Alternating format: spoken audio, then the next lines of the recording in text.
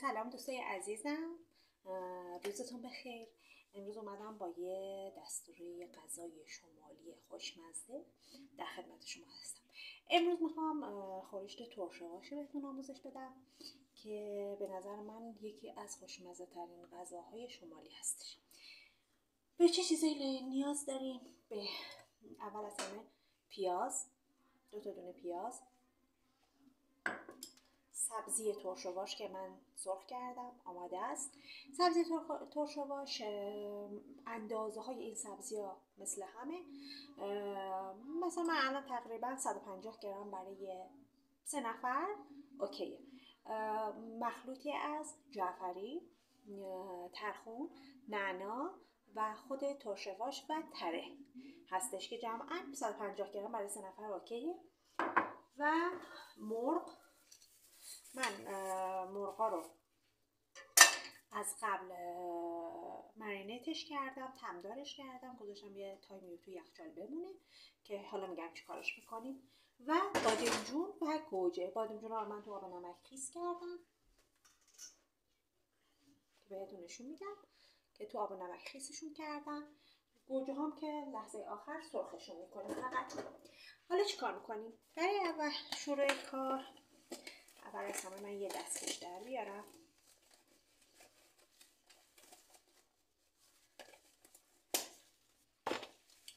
اول از همه پیازا رو میگیریم، خوردش میکنیم.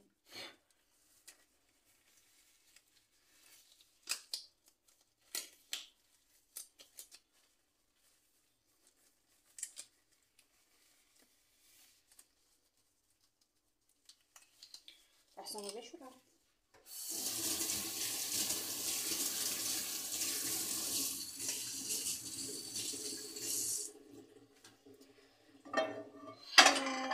پیازا رو اول میگیریم، میگینی ریز خوردش میکنیم، کنار میذاریم.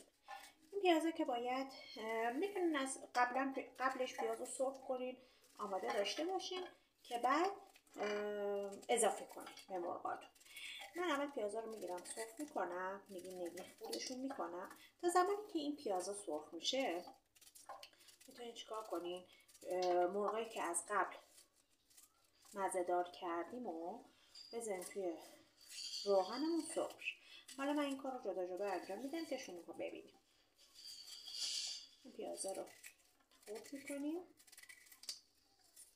اگه پیاز سرخ کرده از قبل دارین که اصلا نیازی نیست که پیاز رو سرخ کنین.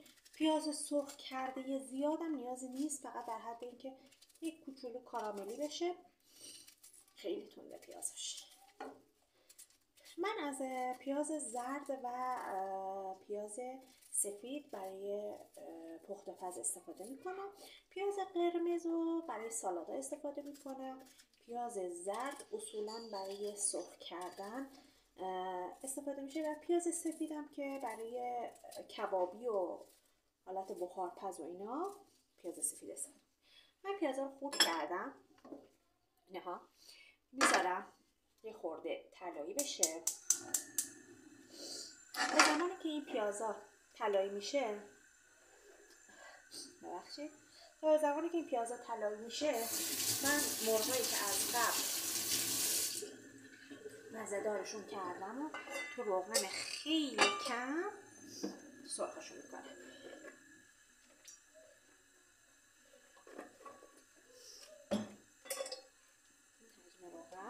فقط در حدی که کف قابلمه‌مون چرب بشه. پس بهتره توی قابلمه سرخش کنیم که توی همون قابلمه در نهایت سبزی رو میخوایم سرخ کنیم که روغن اضافی حروم نشه. این مرغایی که من مزه‌دارشون کردم، با چی مزه‌دار کردم؟ یک کوچولو خودم ادویه‌هاشو سابیدم، یک کم زردچوبه، یک کوچولو زیره، برگ بو و فلفل سیاه و یک کوچولو هم ادویه کاری. اینا رو مرینیتشون کردم، قشنگ مزه‌دارشون کردم که چی بشه؟ به خورد مرغامون بده که مرغامون در حین سرخ خوشمزه تر باشه. باید از کمترین روغن استفاده بشه تو این غذا، چون چند مرحله سرخ کردنی هست که اگه روغن زیاد استفاده بشه باعث میشه که غذا خیلی چرب بشه. بخاطر همین من از روغن کمی استفاده میکنم. پیازا رو گذاشتم کاراملی بشه، همونطور که میبینی پیازا در حال سرخ شدن.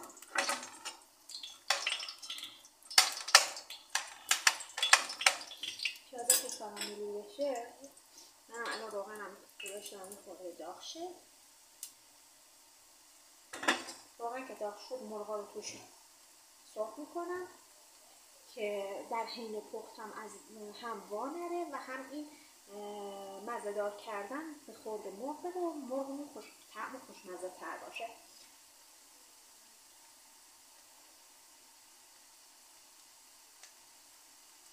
من مرغا رو میذارم برای سرخ کردن.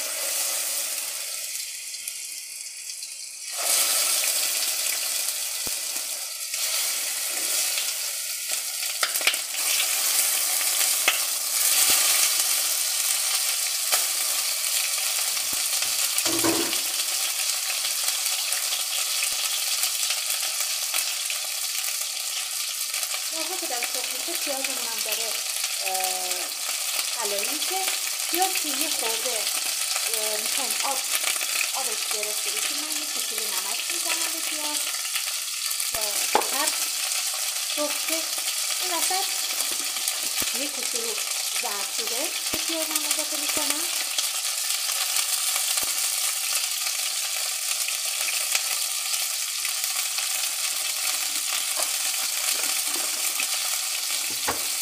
اصلا سر مرغتون رو قابلمه مرغتون رو نذارید، چون بخارش باعث میشه که مرغا هم بکشه هم را بره.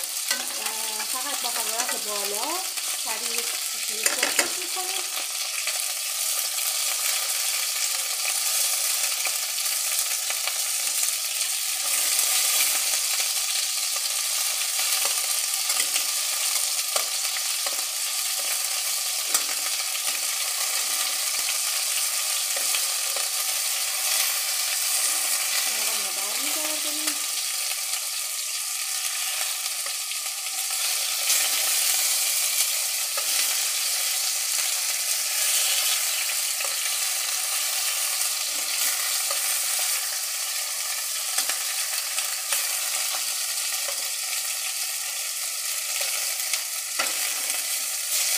روغن اضافه‌ای که کف قابلمه‌مون مونده رو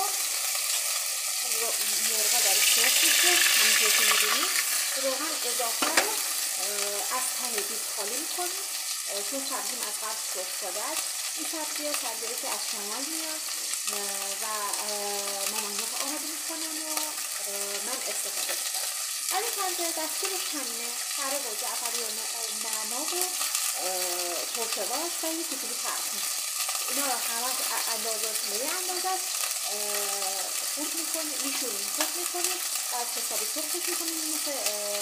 نه مثل قرمه سبزی ولی کمتر از قرمه سبزی ولی سرخ میشه. ما میذاریم فریزر میمونه و هر موقعی که میخوایم استفاده کنیم به کار میگیریم. غذا من داره طلایی میشه، باید یه خورده کاراملی بشه که از اون حالت سفتی در بیاد. من الان مرغام تقریبا آماده است، می‌ذارم تو توی ظرف.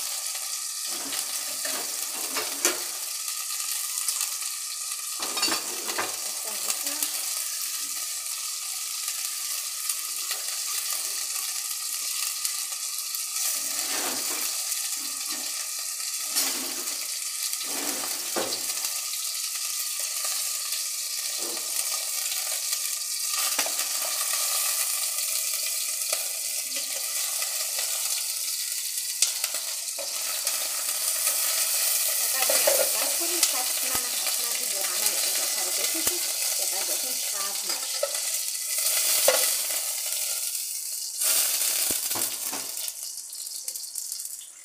جای قابلمه من روغن اضافه خالی میکنم. خیلی کم روغن داره ولی چون نمیخوام غذام چرب بشه خالیش میکنم توی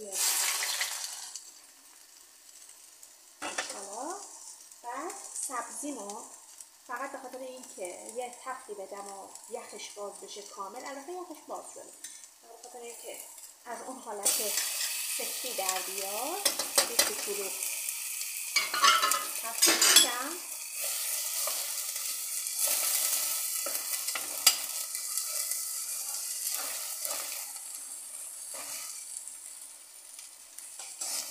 زمانی که پیازا داره سرخ میشه یعنی کاراملی که شد، میتونین حالا من یک پیاز میریزم که نسوزه، میتونین یک کوچولو یعنی باید یه مقدار سیر توی پیازا بریزین.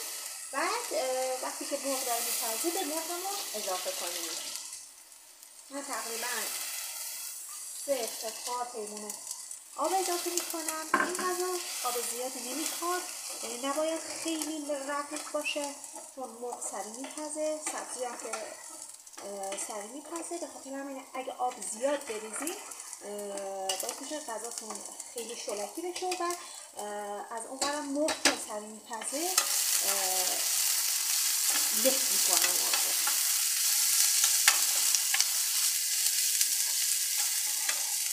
از قبل چون ادویه هامو سابیدم یه مقدارش توی خوابنم مونده خورش هم اضافه میکنم. این الان یه مقدار دیگه آب میخواد.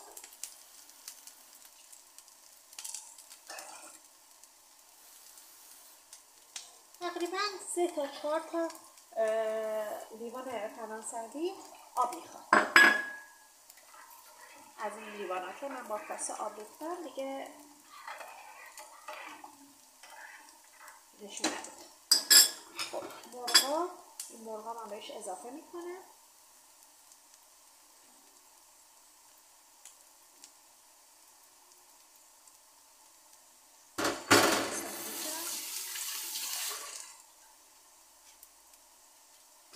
پیازم داره سرخ میشه.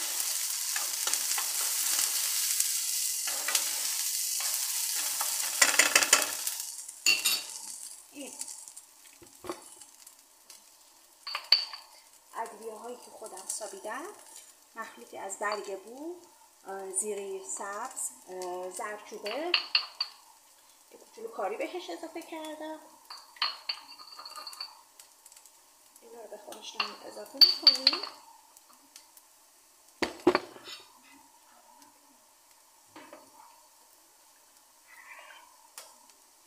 دیگه با این خورش ما فعلا کاری نداریم، میذاریم که آروم آروم. البته یه چیزی بهتون بگم، برای اینکه مرغا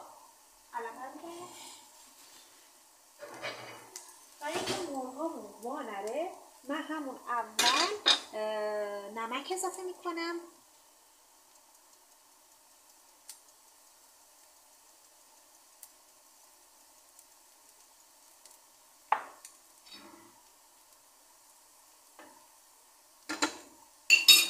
اینو میذاریم دیگه فعلا تا جوش بیاد تا پیاز و سیر رو بهش اضافه کنیم. من سیرم آماده کردم از قبل چون حریرای سیر رو من همیشه آماده میکنم، میذارم کنار چون در حین کار خیلی سخته و زمان بره. یه تقریبا اینقدر سیر بهش اضافه میکنم. یه قاشق مرباخوری سیر اضافه میکنم.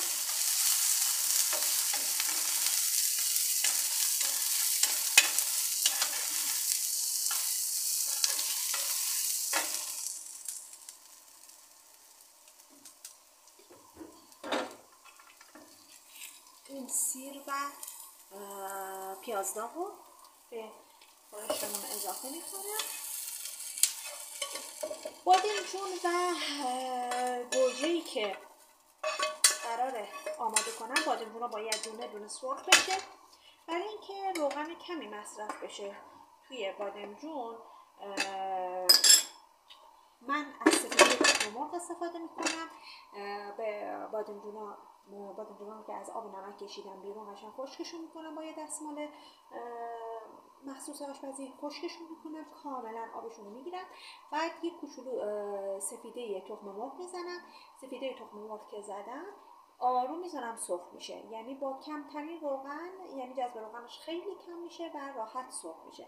اینا رو بادمجون و گوجه های ورق شده رو کنار میذارم که خورشت که آماده شد در کنار، یعنی حالت دورچین غذامونه بهش اضافه میکنم، نمیذارم با خورشت بپزه که له بشه. میتونین مثلا 10 دقیقه تا پخت بهش بدین، ولی این کارم نکنین اوکی. برای چاشنی این غذا حتما از قوام نارنج و یک کوچولو آب قوره استفاده میکنیم. قوام نارنج به اندازه یک قاشق به ذائقه است، دوست دارین ترش‌تر باشه، دوست دارین شیرین‌تر باشه، این بستگی به خودتون داره. من یک کوچولو از رب نارنجی همون قوام نارنج استفاده میکنم، به اندازه یک قاشق غذاخوری به غذام اضافه میکنم. میتونید از اول پخت اضافه کنید که باعث انسجام و سفت‌تر شدن مرغ در حین پختن میشه که دیرتر مرغ وا بره، یا میتونین آخر کار اضافه کنید، این سلیقه‌ایه. من میذارم آخر کار به غذا اضافه میکنم به اندازه یک قاشق غذاخوری رو به نارنج یا قوام نارنج اضافه میکنم و آماده که شد عکس میگیرم. در انتهای ویدیو عکس غذا رو براتون میفرستم. خیلی خوشحالم در کنار شما. ما رو به دوستانتون معرفی کنین، لایکمون کنین، کامنت بذارین، غذاهایی که دوست دارین براتون آماده کنم و ازم بخواین. من هر چقدر در توانم باشه اطلاعاتمو در اختیار شما میذارم. ممنونم که همراه منید. خیلی دوستتون دارم. به امید روزهای خیلی قشنگ و غذاهای خیلی خوشمزه و لذیذ، خوردن غذاهای خیلی خوشمزه و لذیذ در کنار خانواده هاتون. با آرزوی موفقیت برای تک تک شما عزیزان. به امید خدا انشالله از این بعد ویدیوهای بیشتری رو در اختیار شما قرار میدم. میبوسمتون تا دیداری بعد. خدا نگهدار.